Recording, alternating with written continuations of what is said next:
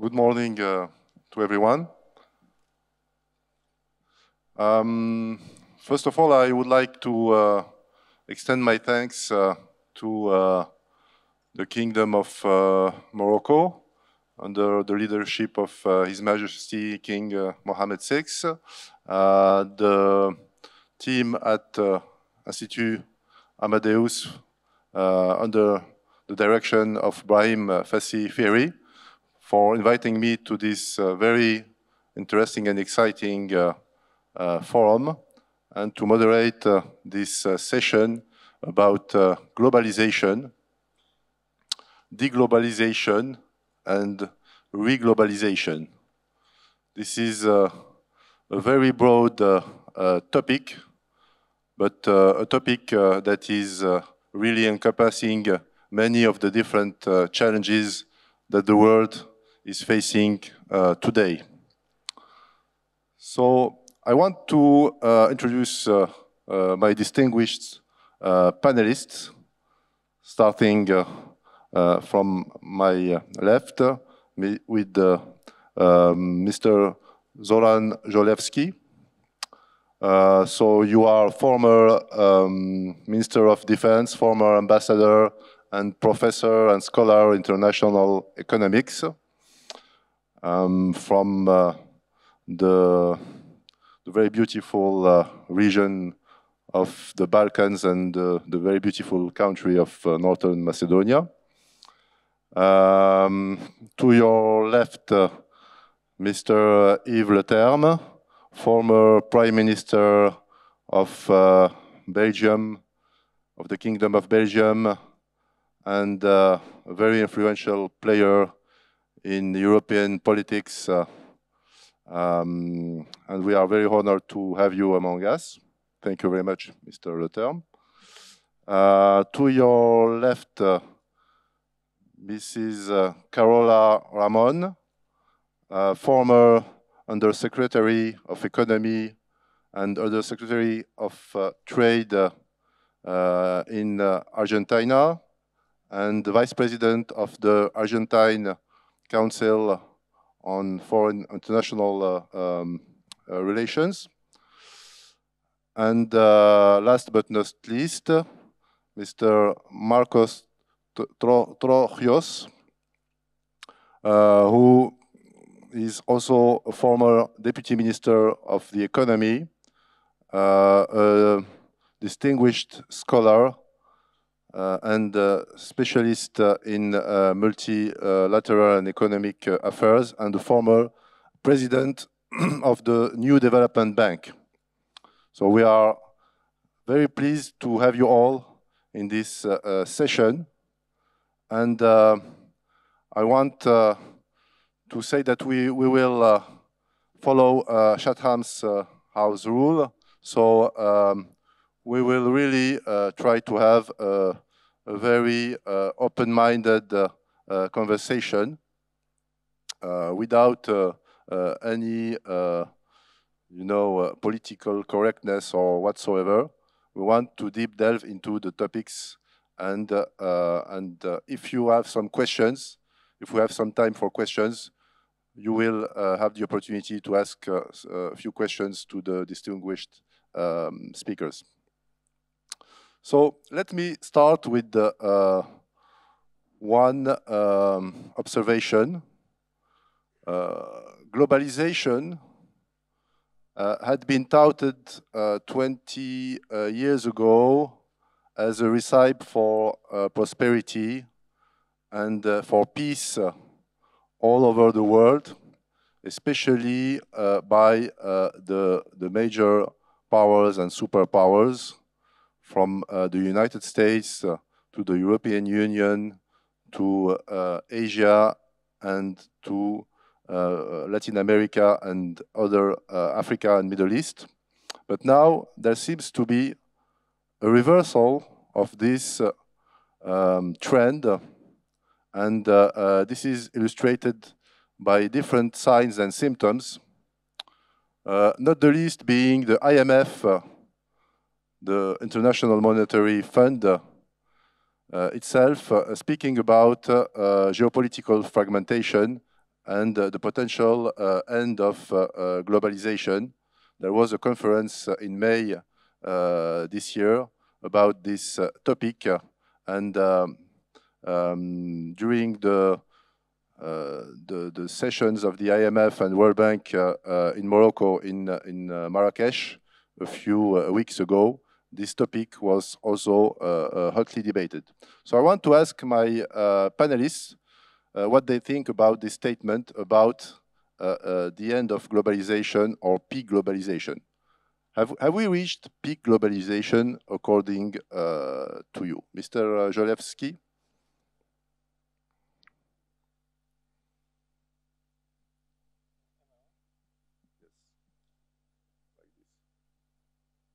Does it work? Okay, you can speak.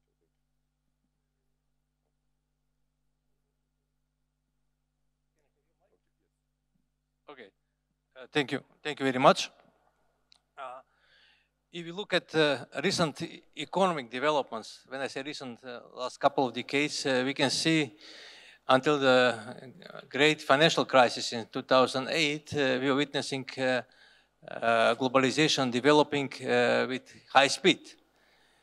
Within a couple of decades, if we measure globalization with as a percentage of export in GDP, has increased by between 16 and 20 percentage points on a global level. But from 2008 onwards, we have some challenges in the globalization.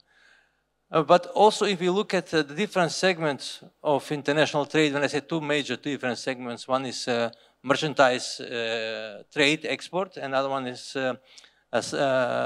services, we can see two different paths.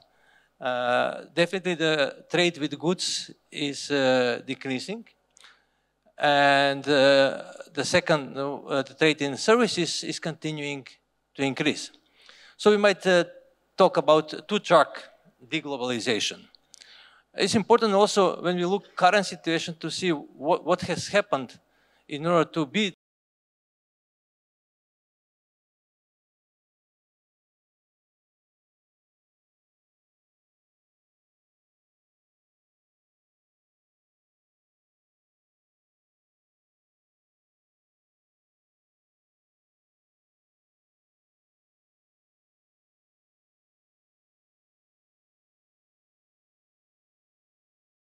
great impact to the world global economy. And I remember at that time I was a young diplomat in Geneva when WTO was established. And we all spoke with the glory about creating the third pillar, which was missing of the world economy. First to our IMF, World Bank, and WTO. And then also in parallel, we had the opening up of domestic reforms of China, as well as strong regional agreements and increasing of regional trade. Those elements strengthen the globalization. And now if you look today, almost no one is speaking about WTO.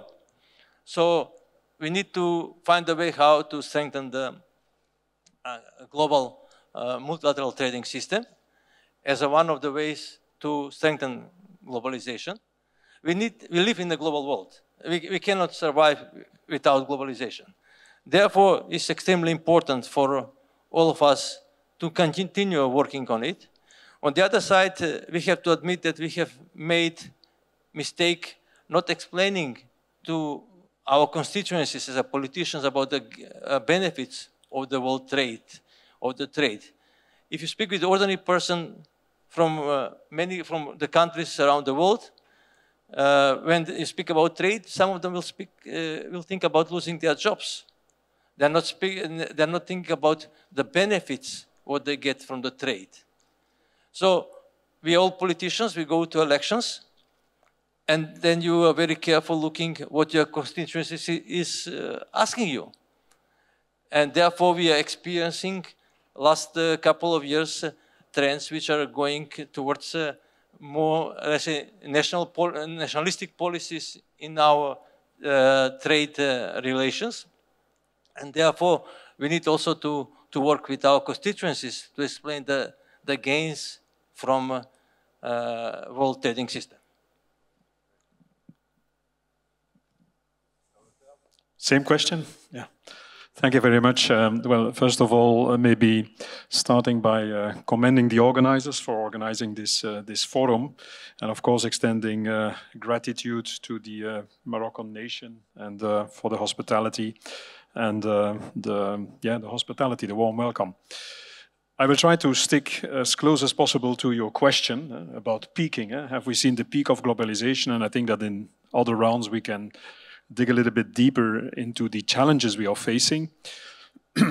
Well, it's a matter of fact that the past is better to predict than the present and the future. So I think there is a kind of consensus that over the last, let's say the period 95-2015, we've been living a kind of golden age of expanding trade, of globalization. And I think that globally, we've all been country by country.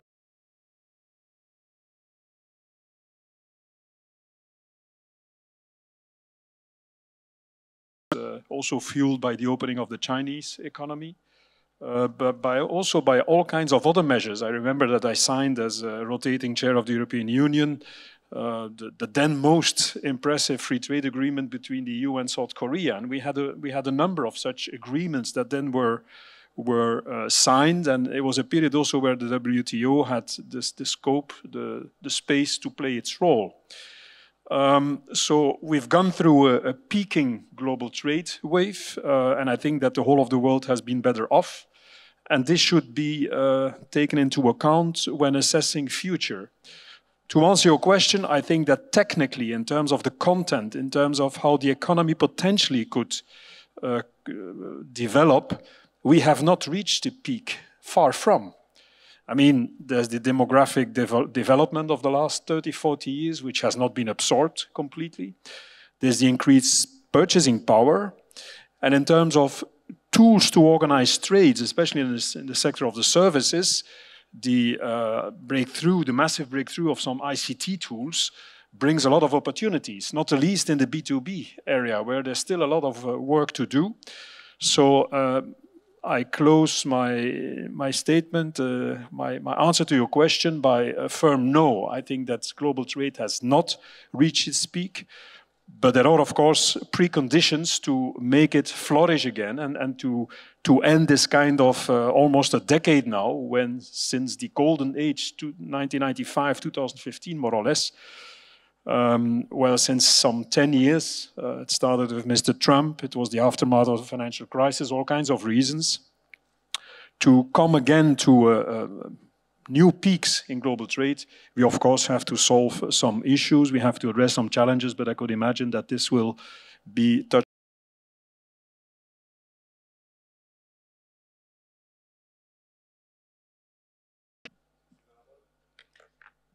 Thank you. First of all, well, thank you very much for the invitation. It's always a pleasure to be here. So I really like to thank the organizers.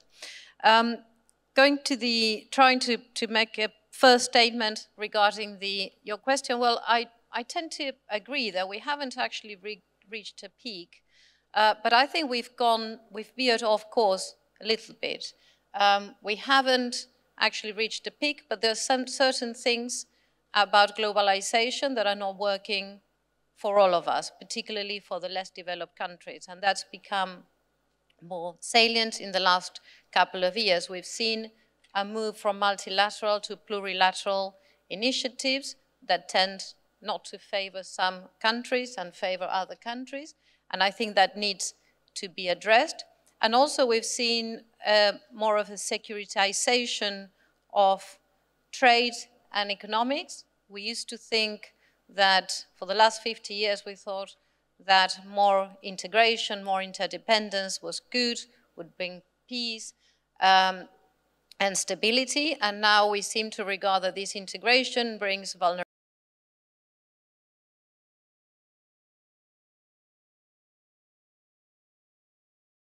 9/11, with the Bush administration already having a bit of a securitization, particularly of trade.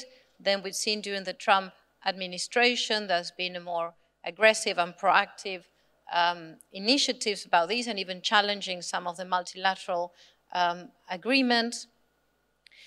And now with the latest event, with the pandemic that has left some countries in the world with a very sour taste that multilateral institutions don't really work, don't really deliver. Some countries had tons of doses of vaccines, while other countries didn't see any vaccines for months, and multilateral institutions couldn't deliver a solution for that. We've seen it, we're seeing it now with climate change, and some countries or areas having more and more legislation that goes beyond some of the multilateral agreements that become non-market barriers, non-tariff barriers for some less developed countries. We've seen it also now with the war in the middle of Europe, and now with conflicts in the Middle East. So we are not having enough solutions, and therefore this creates some sort of discontent. So again, going back to your question, no, I don't think it has peaked, but it's gone off course. And now with this trend of friendshoring and changing the supply chains to trusted partners, I think it's a very dangerous trend that will alter trade and investment flows in a less efficient way. But if you want, I can get into that maybe later. Good morning. It's great to be here. Thank you very much, Institut Amadeus. Alexander, globalization is not over, but globalization is in recession. And I think we're better off if we understand globalization as an X-ray of how the flows of power, wealth, and prestige are distributed across the world.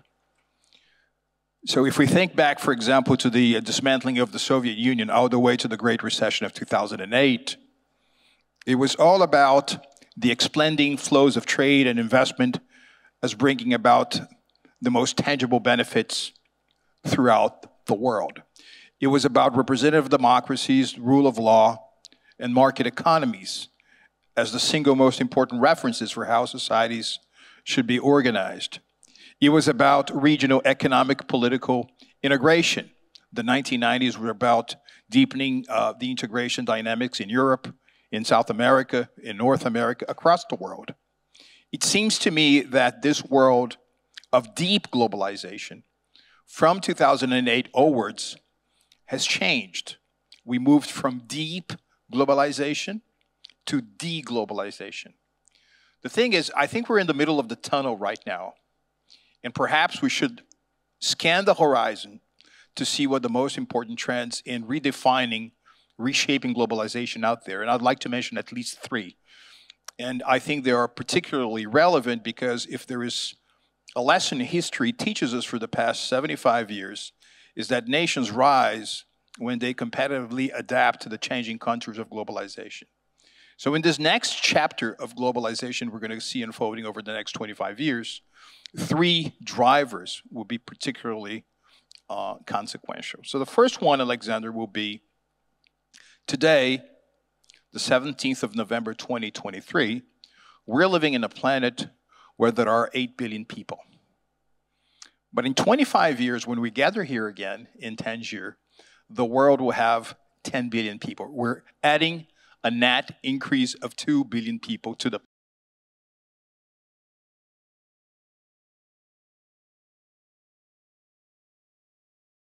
billion people, which was the world population the year Jesus was born, to 2,150,000,000 people. It took the world 1,929 years.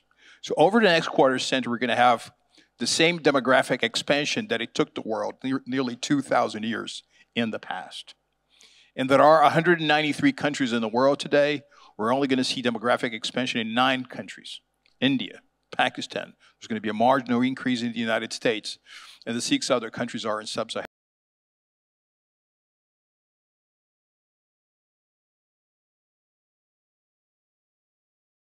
if you take into account the traditional G7, so the US, Japan, Germany, France, UK, Italy, and Canada, last year, these 7 countries had a combined GDP measured at purchasing power parity terms of $48 trillion. Now, if you take into consideration what I like to call the E7, the biggest 7 emerging economies of the world, so China, India, Brazil, Indonesia, Russia, Turkey, and Mexico, last year they had a GDP measured at purchasing power parity terms of $58 trillion. So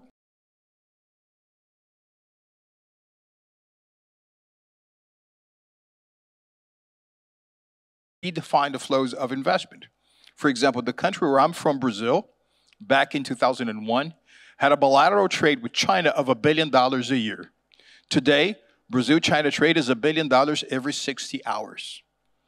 Today, Brazil does more business with Bangladesh than it does with the Nordic countries, more business with India than it does with the UK, more business with Malaysia than it does with Italy. So this takes me to the third characteristic of globalization going forward, which is the rerouting of value chains, right? We sort of gotten used to an international division of labor where the manufacturing plant of the world was in China, the R&D labs in Europe and the US, the sources of capital in the West.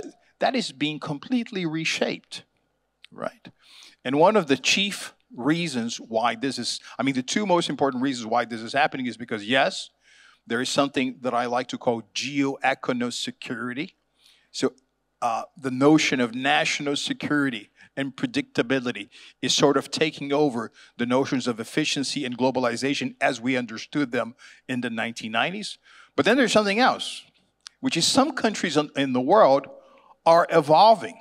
For example, China is no longer a low-cost country. No longer a low-cost country. So if you're talking about those manufacturing hubs that are still very labor-intensive, they're being dislocated, they're being relocated in other parts of the world. And of course, this brings about a new kind of globalization that, yes, as the very title of our session implies, it brings about polycrisis, but it also brings about a polyworld. It brings about many opportunities. Thank you, Marcos. Hold the mic. I would like to ask you, as a former president of the New Development Bank and founder of the BRICS Lab at Columbia University, you have obviously followed these issues around the BRICS grouping and how it came, so to say, to challenge the established international governance that was basically supported by the West and created around the West and especially the G7 nations. So can you say a few words about how the BRICS have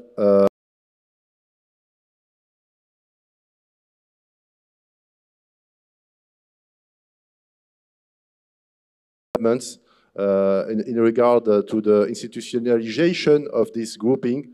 What is its future? Well, Alexander, the notion of BRICS came about some 20 plus years ago in a paper by Goldman Sachs. And I think the idea was you look at the future, you look at the crystal ball, and you try to see where the engines of global expansion are going to be. So back then, it was kind of a consensus that a larger and larger piece of the global GDP pie would be represented by the contributions of China, India, Russia, and Brazil. So this is what I like to call BRICS 1.0. It was about the future of the global economy.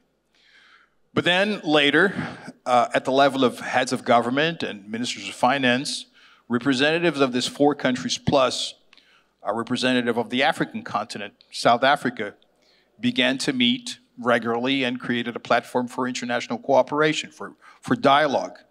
And out of this platform, some institutions were brought to life, like the New Development Bank. So cooperation, dialogue, exchange of perspectives, plus creating institutions was about BRICS 2.0. But now with this recent expansion that took place since the last BRICS summit, by the way, it's a process in construction. Countries were invited Some of them have already accepted, some are still to take a decision. I think there is a question mark. Some people rush to say, well, this is going to become an anti-West platform. I am not sure. Even if you look at a country like China, for example, China's top destination for FDI over the past 25 years has been the US. China has been the top destination for American FDI over the past quarter century. The levels of trade that China has with Europe, with other parts of the Western world, are very robust. So I would not take a hurried account on BRICS becoming an anti-West platform.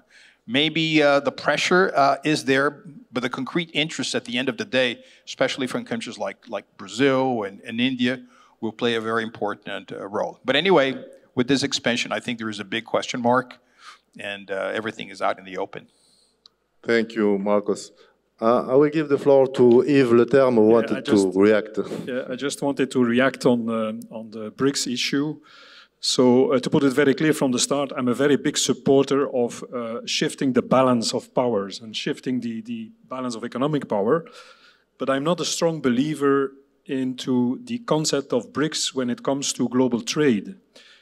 Just because of the mere fact that you have there, of course, a syndicate of major economic powers that are growing, whose economy is growing. And I think it's very important that they counterbalance the Western leadership. So once again, I'm a big supporter of that movement. But to say, well, BRICS has a chance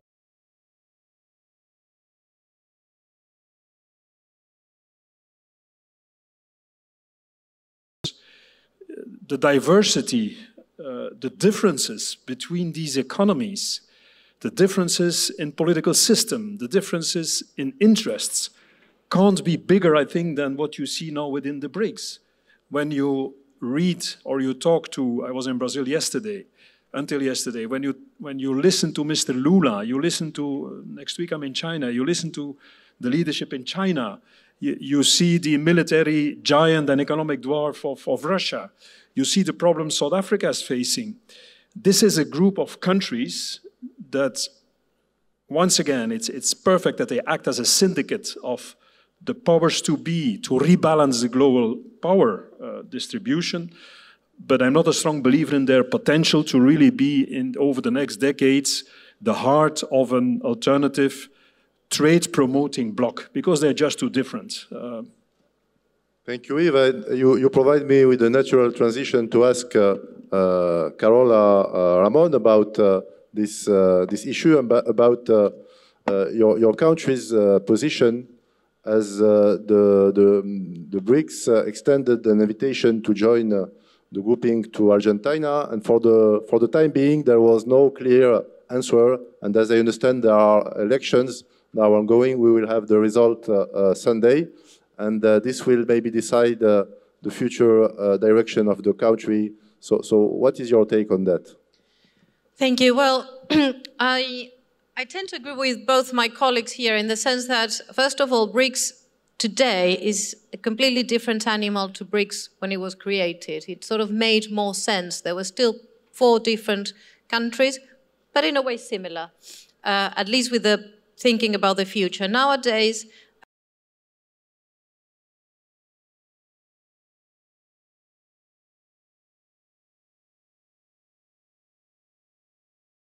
what BRICS is.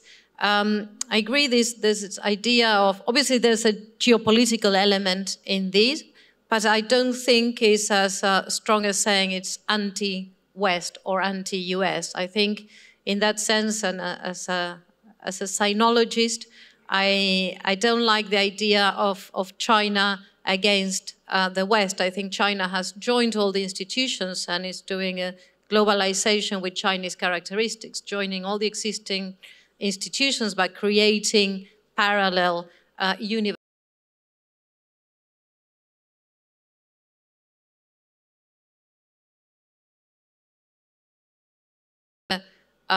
Most salient discussions in the coming elections. We're having elections this Sunday. At the beginning of the election process, 3 out of 2 presidential candidates say they were not going to get into BRICS. If they were elected, they were going to be out.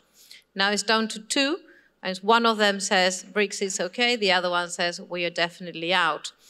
I think, first of all, this is a very dangerous, both of them are very dangerous statements. I think we have to avoid the black or white statements, and we need to find more gray areas. And this is going back to what I said at the beginning. BRICS is a completely different animal, and I'm not sure exactly how much we're going to get out of it. But not being at a table that you're invited is also quite dangerous, particularly where at that table you have 3 of your main economic partners. So what are the arguments for not getting in that the presidential candidates are saying? Well, one of them says we don't want to be with them being 3 of our largest and most important partners, and one of them, Brazil, our strategic partner, the most important relationship that Argentina has, and the same with Brazil. We are natural partners, although sometimes we don't, it doesn't look like that, but we are. This is the most strategic relationship that our countries have. So I think there are gray areas. There are other arguments such as, well, Russia is there, and the moment Russia is at war, but we are G20 with Russia as well, and that doesn't enable us being sitting at the G20 table. We do have a problem with Iran, who's been responsible for 2 major terrorist attacks that we suffered in Argentina, and that is a big problem. But again, that's another forum where we could take our claims. And as they usually say, if you're not sitting at the table, you're probably part of the menu. So I think it's important to be there. Perhaps there's no clear agenda of these of the present of the current BRICS, and that's why I agree with that sense. But I think we had a workshop a couple of weeks ago at the council where I'm vice president, and what we were actually analysing is, well, perhaps we should look within BRICS. What options are for collaboration? What can we actually get out of BRICS? And one of the things Argentina can definitely get out of BRICS is within the relationship with Brazil. What can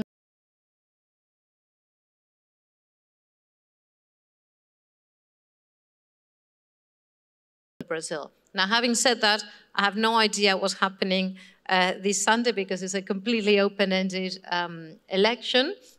But hopefully, whoever gets elected is wise enough not to just close the door without thinking first of all the possibilities that perhaps have, or even though it's not as perhaps promising as BRICS once was, or more coherent as BRICS once was when it was first.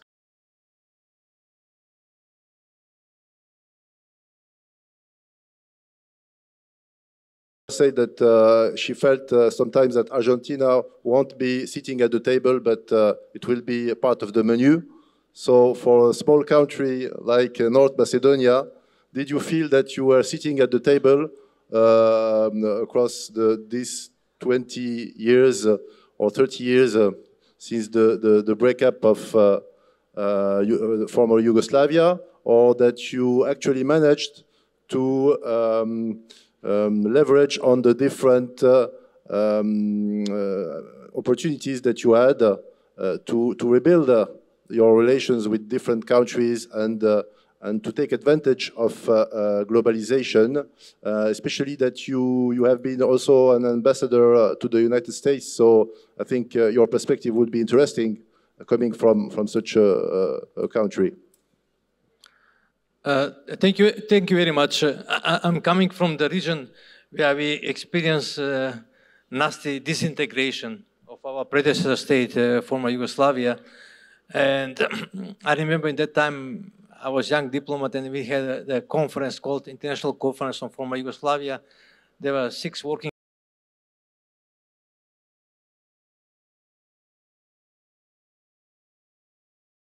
economic links. And without any success, that working group was working. But then I remember in 2000 in Davos, some friends, they came with the idea to create a free trade area in Southeastern Europe. No one from the leadership of the countries, and there were presidents or prime minister level, liked the idea. They were against because they thought it will be reinstitution of the former Yugoslavia. But now, 20-some years after that, we are living in an area which is called, we have free trade agreement among ourselves in Southeastern Europe. It's called CEFTA, after our friends from Central Europe. And we are having a free trade agreement. But what's for us very important, that integration should continue on a faster pace, not just among ourselves. It's important, but also on a continental level. And I believe it's extremely important that if the countries from Southeastern Europe are allowed to join, in the first phase, single market. Of course, the final goal, ultimate goal, is to be full member.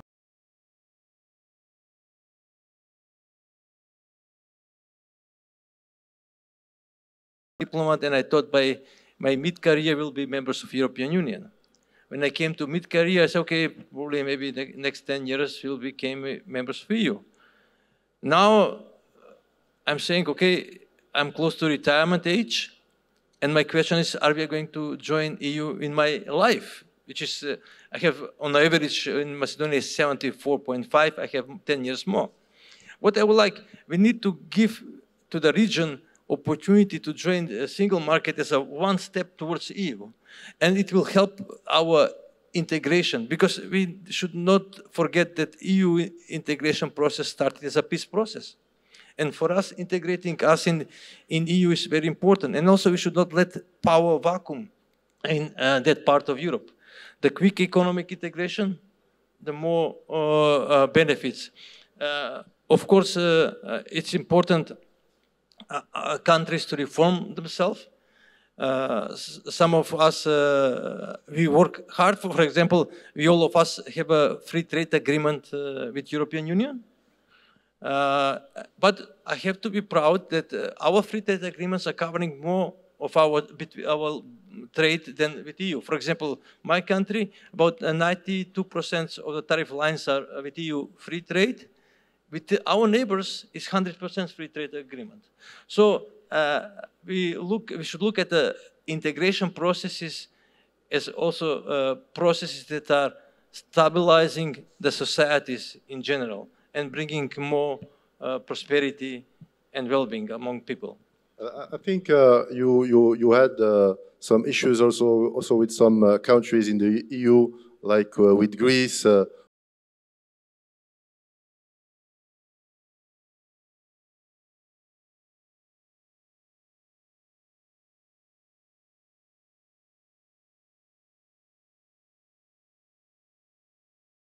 A name that would suit Greece as well. How did you overcome these issues? We have signed the PRESPA agreement a couple of years ago, and that led to our membership to NATO, which in this situation is very important for stability of the country and also for the economy, because if the stable country, the economy is doing much better. But we need to get the other puzzle, membership to European Union. You know, I believe we should look at the future. You know, in the past, it's very difficult to find the conclusions. It's, when you mentioned I served in US, and I was asking some friends in United States, who can say that he is American? Native Americans? Or people who came later and joined, lived in that territory. It's a good thing that although we had a political issue with Greece, but our trade was always good, and that shows that the economy can play a very positive role, because that was one of the, let's say, question marks. Does integration helps to stabilize and bring peace or not? I believe integration is economic integration, trade integration is important for the peace and stability around the world. Thank you very much. So another issue that is very important in relation to this debate is the shift toward more assertive policies from the governments, especially following the COVID pandemic. But it was already in the making during the Trump administration, and the new shift toward this trade and tech war with China, for example.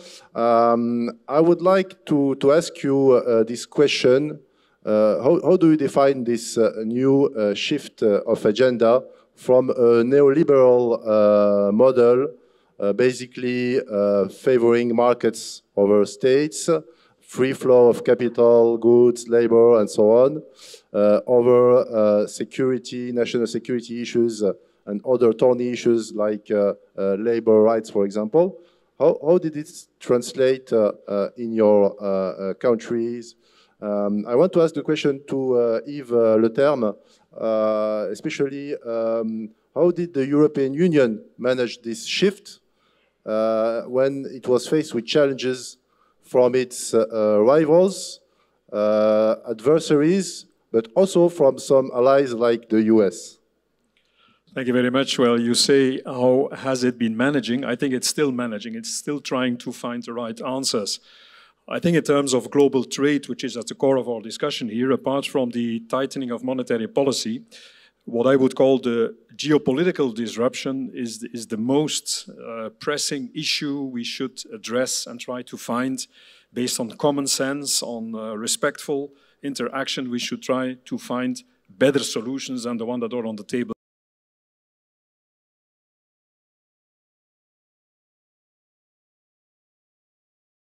Trump, and I hope in 2024 he won't get a new chance to build up new tariff barriers and to go against global trade. Coming back then to your question about the European Union, we are still struggling with the issue. We've outsourced our security needs to the US, and historically, the US has shown overwhelming solidarity with Europe and saved us at crucial moments.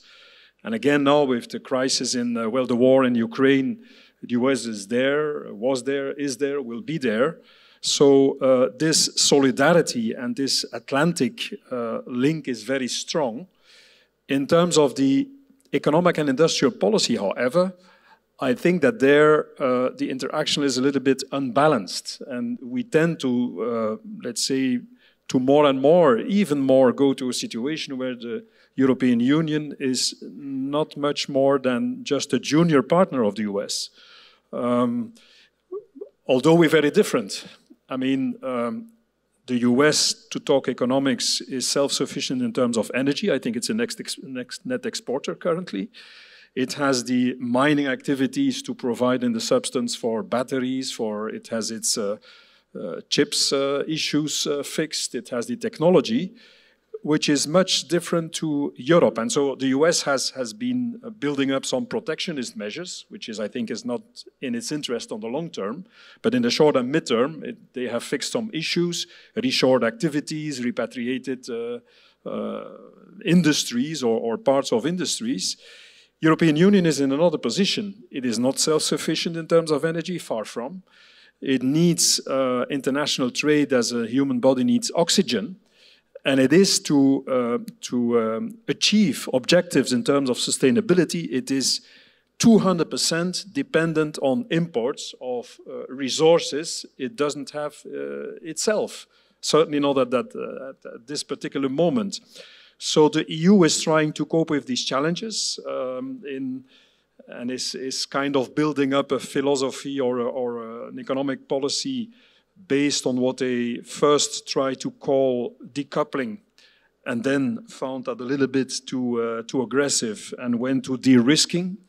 Now it's even more softer language.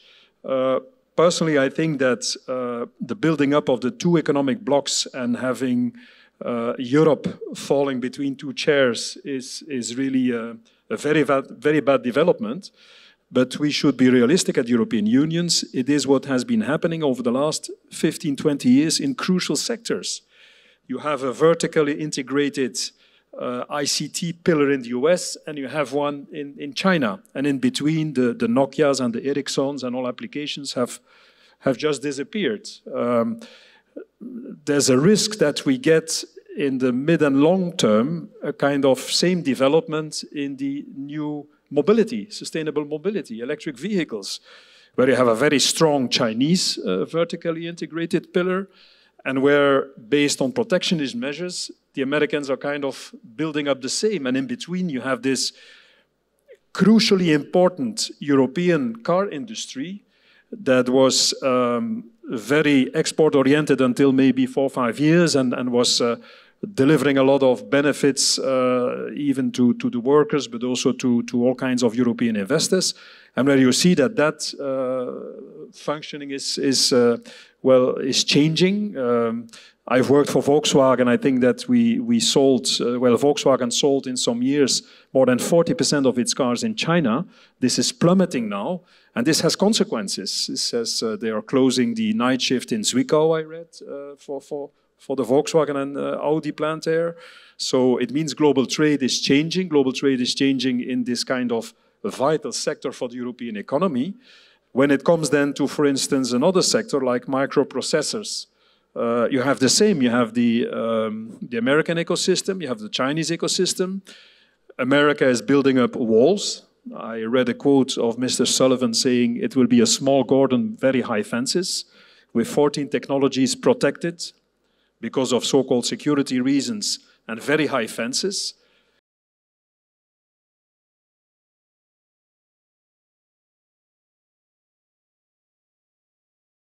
In terms of microprocessors, for instance, we have excellent research facilities in Europe, but we are very much depending on interaction with China, not only to purchase goods, but also to develop new technology. And you know that in that landscape, there is a very important facility in the Netherlands, there is Taiwan, there is some research capacity in Belgium and in other places. But in terms of industrial policy, there's no real European industrial policy.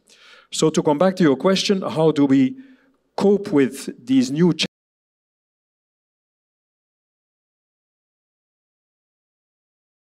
Trying to catch up, to be honest. And I say that, let's say that it's very delicate to say that as a European citizen or politician, but that's the fact of reality. Take, for instance, the industrial policy in terms of chips and microprocessors. We have now, after the US Chips Act and the Chinese Chips Act, we have our EU Chips Act. But there is no, and I think it's about more than 40 billion euro, which is allocated, so to say, to invest in developing the 3 pillars of the activity in microprocessing.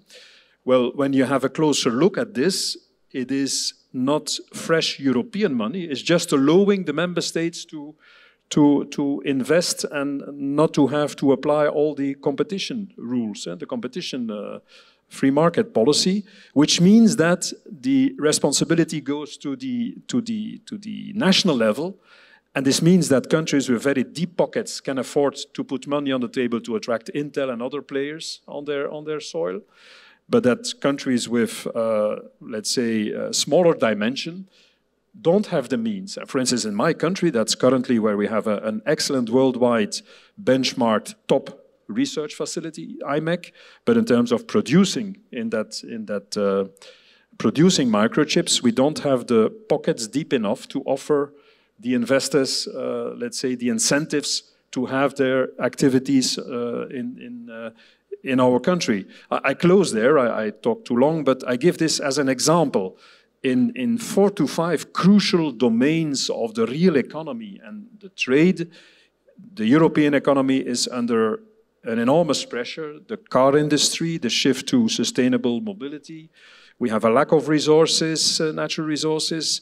The other driver of growth, the ICT, the chips industry, we see competition between European countries, and we see, these barriers that are built up between the US and China.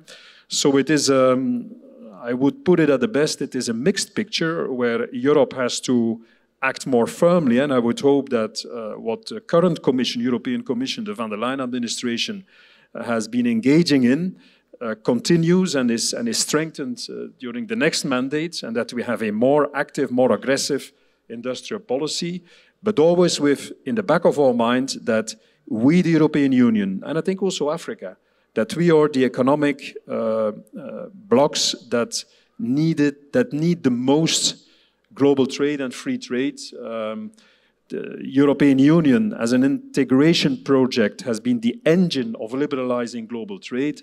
It should be able to continue that course.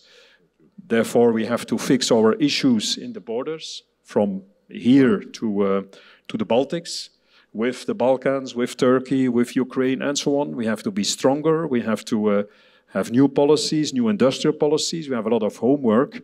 So, yeah, to say it in one sentence, in answering your question, Europe until now has not been convincing, I think, and has not been really very strong in reposition itself in this fight between, not this fight, but in this increased tension between the two major economic powers. Thank you, Yves.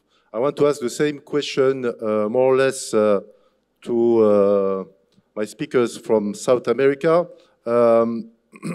More specifically, I want to know why South American countries, especially Argentina and Brazil, are not more visible on the international scene when it comes to technology, when it comes to, you know, this more assertive agenda on the international scene, and this more, you know, forward-looking way of interacting with other countries, especially in these new economic sectors that we are seeing now.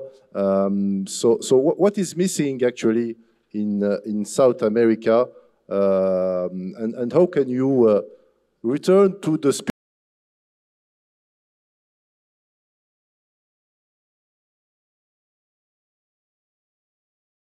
of Getúlio Vargas, for example, in Brazil, or the Peronist agenda in what it has, you know, in the good side of it, in the industrial policies and so on.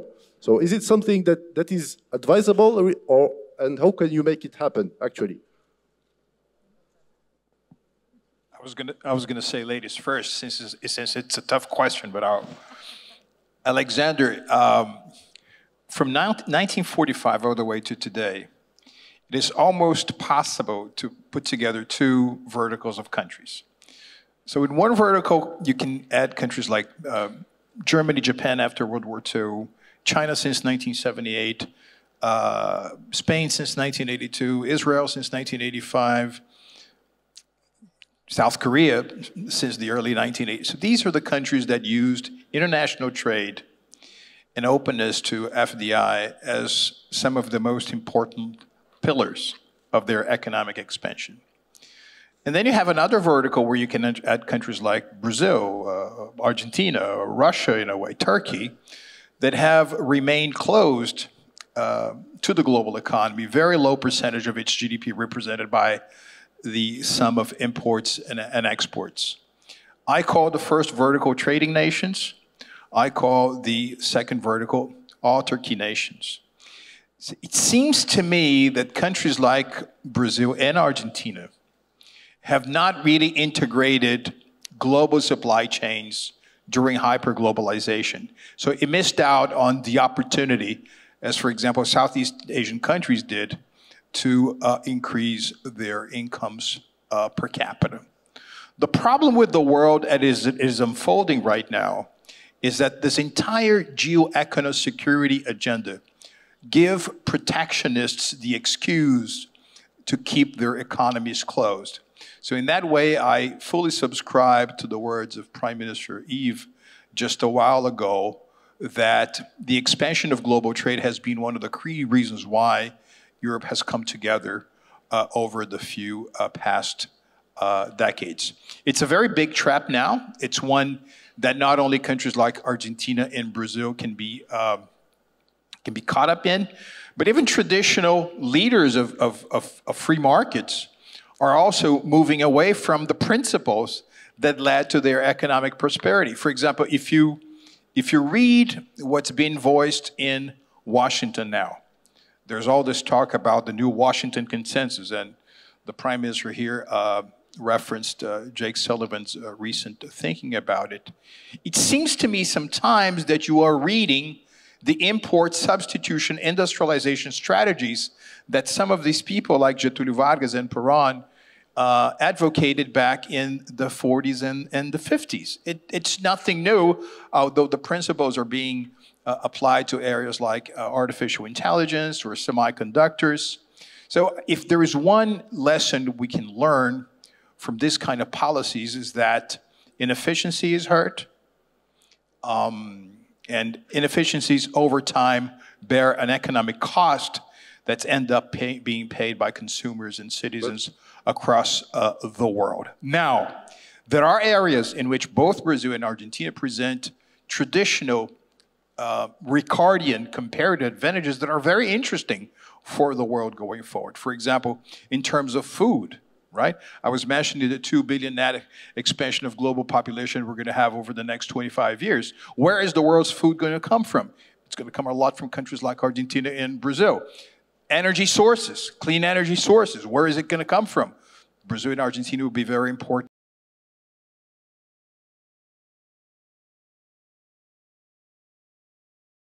Widespread biofuels program in the world now for more than 4 decades. So these are areas that will be essential to the economy going forward, where countries in South America, by the way, South America as a region, will be particularly relevant. Carola? Yes, thank you. It's a difficult question. That's why I asked you to go first. I do agree with a lot of what my colleagues said. I think when you think of the import substitution, industrialization of the time of Getúlio and Perón, it's completely different to the world we live in now, although there are nationalist expressions that tend to focus or to revisit those types of models. But I think the main problem that our countries had, and perhaps more so Argentina, is that we ended up being a kind of a Penelope country. One government does the knitting and the next government undoes the knitting. And that's the problem, not the model you follow.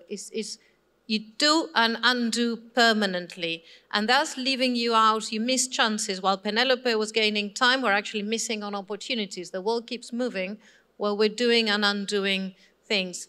At the moment, the world is at a crucial point. And as Marcos was saying, food security and energy security are two key areas in which our countries can definitely have a lot to bring to the table. In Argentina, we have lots of potential, for instance, with hydrogen. We are capable of being hydrogen exporters. We have huge potential on that, and we're working on that. But the problem is that, again, we do have our policies are changing all the time. And in order to attract investors, you need to have a stable ground, and you need to be able to portray yourself in the world arena in a different way. Now, also, if you look, for instance, at Mercosur, in these decades of integration, we haven't actually deepened our integration that much or have been as dynamic as we should have or we would have wanted to.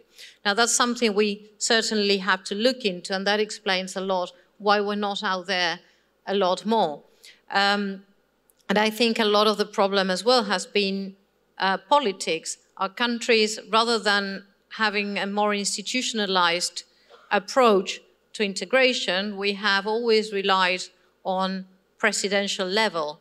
And so we're always waiting for the next election to see, well, perhaps the next president will get on better with the Brazilian president. And like that, we just waste a lot of time not actually doing things. But going back to your previous question, I think this trend of securitization, de-risking, friendshoring is a very negative trend.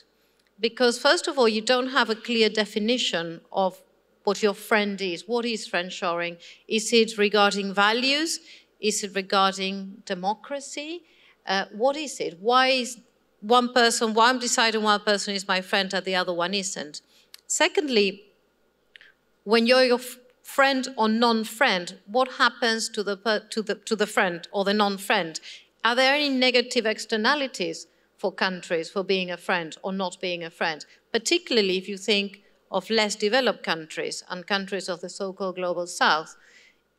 Do we have something to lose if we choose to be friends with someone or not be friends with someone? That goes back to the whole debate in Argentina about the BRICS expansion. Some people say, well, but if we join BRICS, then we're signaling that we are friends with and not friends with someone else. Same thing happened when Argentina signed the Belt and Road Initiative last year.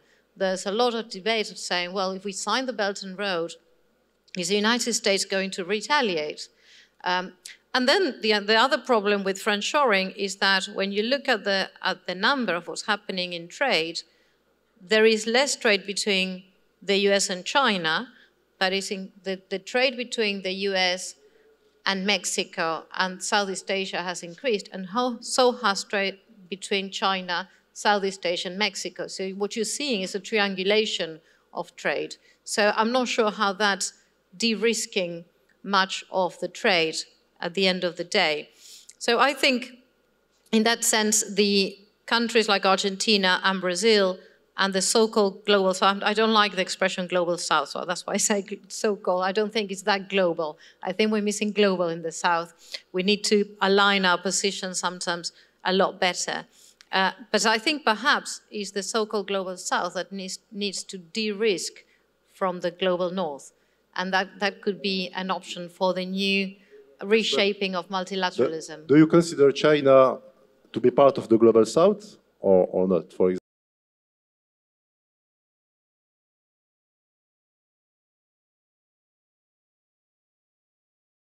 It's partly is a country that in many ways is already developed, but in many other ways is still not developed. And anyone that's been to China and not to the main cities can definitely still see that. So some of the issues that pertain to China's policies have to do or are more related or closer to the developing countries. So in many sense, I think it could be part of the global south. Thank you. I think Yves Le Terme wants to react. Yeah, I'm tempted to bring the parts of the conversation to Morocco. I think in what I hear from my colleagues and that I can subscribe to underlines the fact that, well, when you look at the poster at the entrance of this meeting room here, I don't know where it is, but I saw poly-world, poly-crisis. I would add, and certainly in Morocco, poly-opportunities and poly-responsibilities.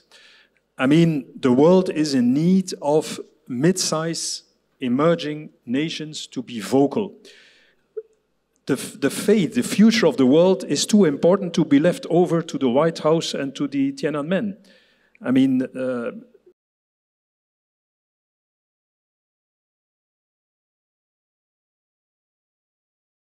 so we have a lot of homework to do, but I would add that for countries like Morocco, there's a role to play and taking their responsibilities, seizing every opportunity to be vocal on their interests and to also give pushes to keep the global trade open and seizing opportunity is important. Of course, there has to be a fair level playing field. The second element I wanted to underline, and I was thinking about that when colleague Ramon touched upon the energy issue. It's right that in terms of hydrogen, you have a lot of potential, but I would say this country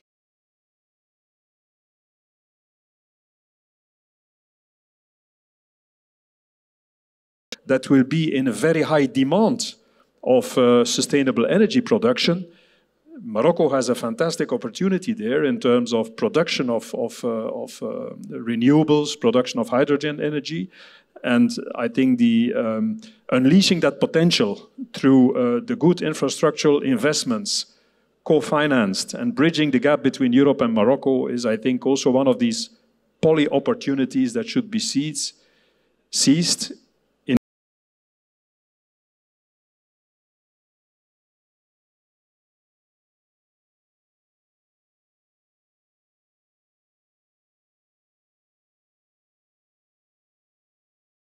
We are now is emerging a group of countries which we can call them connector countries. Countries who have a good relationship with Europe, with US, with China, and they're able to attract the investments from China, from US, and from Europe, as well to trade with all those regions. So they give them special place and special, as a Prime Minister mentioned, responsibility. We have countries like Morocco, but also we can mention Vietnam has that position, in European Union, Poland, and also Mexico. Although Mexico is part of the trading bloc of North America, but Mexico has good relations with the rest of the world. So this kind of, the type of countries can play very, very important role, because we need to reconnect the global economy. Thank you very much. I think we have just a few minutes left, maybe for one question. Does somebody wants? Yes, please, gentlemen. Go on. Is there a microphone somewhere?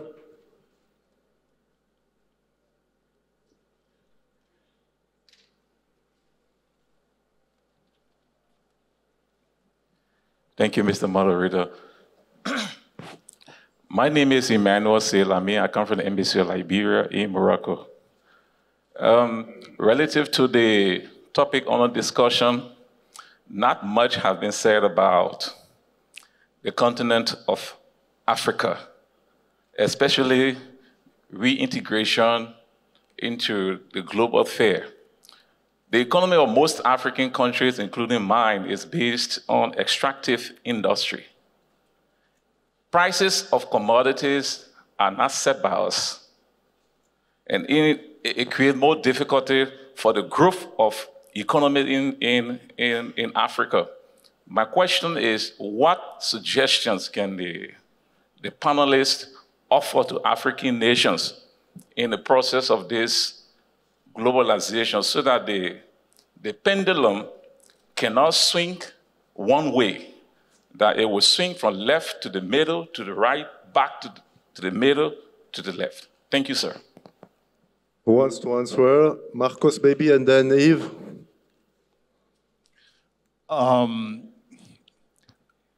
I've been to the last two editions of the World Economic Forum. I've been to the spring and fall meetings of the Washington-based institutions.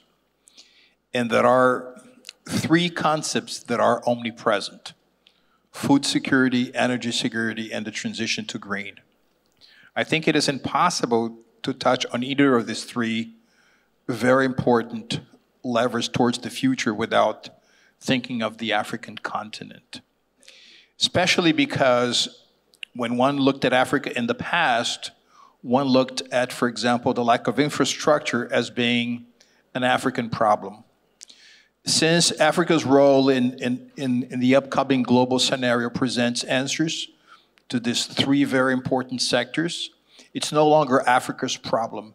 It is the world's problem. But one thing that is, I think, particularly true about Africa and of our region, of South America, is, are the transnational projects being drafted by the leaders of all of these countries? Because, for example, if you're talking about transportation, logistics, warehousing, some of the solutions will have to touch more than one jurisdiction. Our African nations coordinating to be able to present to sovereign wealth funds, to other sources of investment, the projects that will provide the answers to some of the challenges in food, energy, and the transition to green, as I see it. The other item that I'd like to come out with is, you mentioned commodities. It seems to me that because of the emergence of a number of rising nations, we are looking at a structural shift in the demand for some of the things in which Africa presents comparative advantages. So it's more than a commodity super cycle, it's a structural change. And that is traditionally followed by a very important wave of CapEx, of capital allocation. Does Africa as a whole, have an integrated discourse in terms of attracting those opportunities. So a lot of coordination is important at the level of the African Union, and a lot of transnational projects being drafted are also important to present it to international investors. Yves? Yeah, well, I'm a little bit in trouble because you phrased in an even better way than I ever could do what I wanted to say in a nutshell. So thank you for that. I just would add maybe a couple of sentences about the concept of the internal market in Africa. There have been some treaties and there have been some agreements at the level of the African Union. I would really advocate for making this work and strengthen the functioning of the internal African trade, the African market. It's still too much a mere fact that your trade with Europe, your trade with US, your bilateral streams with China and so on are more important than your economy is as a whole within Africa. And so I think these are issues that should be fixed. Of course, it's said without any arrogance or attitude of trying to teach how to behave, so to say, but I think there's a lot of homework still there to do. And the second is, of course, that we should behave in a better way in terms of interacting with African providers of resources. I think there's already some movement in that sense, but I think that we have a responsibility also as a Western world to still improve our practices in that sense. But the number one, to add what's said, is continue to invest in building up a real African marketplace, with the agreements signed at the level of the African Union, maybe with giving again more pushes to regional or sub-regional integration. I think that's of key importance. Thank you. Does anyone wants to add a word? Maybe Carola? Well, just to, in terms of time is running out, so I'm going to be really quick. I agree with my colleagues, so I just want to add, I think for us middle countries, and that's not middle income or middle power, just middle as in we're stuck in the middle of the two giants, we have to reinforce South-South trade and South-South links, because I think that will make our regions in Africa and Latin America much more resilient and, as I said before, de-risking from the global north and taking into account that some of the faster growing countries in terms of population are in the south, and also that in the last couple of years, if you look at trade figures in South-South trade, it's medium and high technology exports. I think there's a lot of potential there. But as colleagues said, I think sometimes we put more emphasis on trade with the North than with ourselves. And that's a good basis for enhancing our resilience.